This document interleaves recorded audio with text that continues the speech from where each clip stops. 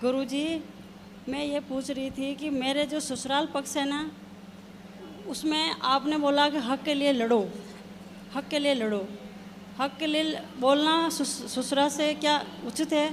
अपने हक की बात तो करनी चाहिए। नहीं, वो बोलते हैं कि तू मेरा बेटा नहीं है। कौन बोलता है? मेरा ससुरा बोलता है। अच्छा, तू मेरा बेटा नहीं है? हाँ, कहता है कि और किसी तो बोला का... बेटा नहीं हूँ, मैं तो बेटी हूँ, ऐसा नहीं, बोला करो। मेरे पति को बोलता है। अच्छा, पति को। हाँ, कहता मेरा 2 ही बेटा है, तेरे को हिस्सा नहीं दूंगा, तू मेरा बेटा नहीं है। तो मतलब तो ये पति कौन, मतलब तीसरे नंबर के भाई हैं? बिचला है, छोटा। छोटा। तो बाप बोलता है कि तू मेरा बेटा नहीं है? तू मेरा बेटा नहीं है। अरे बाप का दिमाग खराब हो गया है, और बेटे को नहीं पहचान रहा है। हाँ, उस जमीन जायदाद के लिए वो अंधे हो गए। माइक पास में करो पाठक। मतलब उस जमीन जायदाद के लिए वो अंधे हो गए। हमारे को घर अपने पे बेटे को बेटा नहीं मान रहे हैं। नहीं मानते। फिर भी भले ना माने, पर उनको अधिकार तो देना पड़ेगा। आप लड़ाई लड़ना बोलते नहीं है तो बिल्कुल आपके ये आश्रित छोरा हो गए। खड़ा हो जा भैया, बात करो। आपके आश्रित हो गया क्या कि गुरुजी के बोलते हैं कि खुद की मेहनत से कमा के खाओ, हमारे घर बना रखा वहाँ बात पे, कराओ। हमारे को रहना नहीं देते। चलो वो बात करो, हम बात करो, बताओ क्या हुआ? आपके चरणों में कोटि कोटि प्रणाम गुरुजी। जी।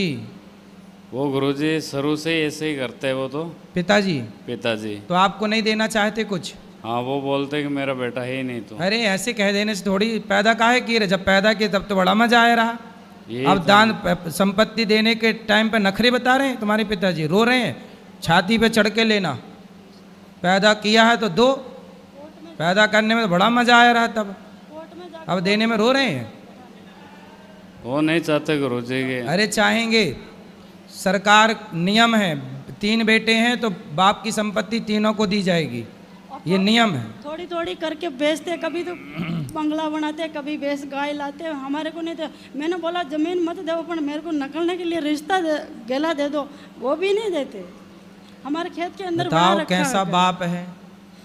केवल बच्चे ही गलत करते हैं ऐसा नहीं, ये मैंने कलयुग बोला- है, यहाँ माँ बाप भी कई बार गलत करते मैंने हैं। बोला कि आपने पढ़ा लिखा कर योग बना दिया, तो अब हमारी बारी है सेवा करने की। क्या तेरे क्या सामर्थ्य है सेवा करने की? हम क्या बूढ़े हो गए क्या तू मेरी सेवा करेगी? तो बोले सदा जवान रहोगे, कभी तो बुढ़े होगे। हाँ, कहती है दो दिन की भक्त बन के हमारे को सिखा रही है कि मैं सेवा करूँ। ऐसे लोगों को ही नर्क में जाना पड़ता है तरीके से। जो बाप अपने बेटों के साथ भेदभाव करते हैं, महाभारत की कथा है, जो बाप अपने बच्चों के साथ भेदभाव करते हैं, ऐसे बाप को भी घोर नरक की यातना भोगनी पड़ती है। समझा देना अपने पिताजी को ये बात।